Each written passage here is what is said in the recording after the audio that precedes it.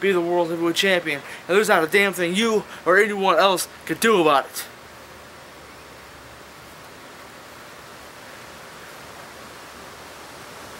You think you control NWI management, right?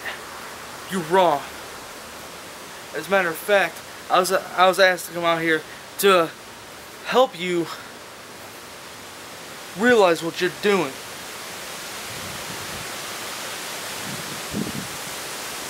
You don't run the show. I don't run the show. NWI management runs the show, Jake. I can tell you that right now. And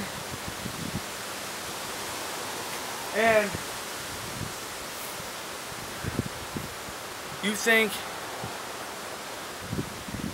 you have what it takes. You think this is over. You think that this is going to be over at the race of 7 when it ends? I don't think so. It's going to go a lot farther than that.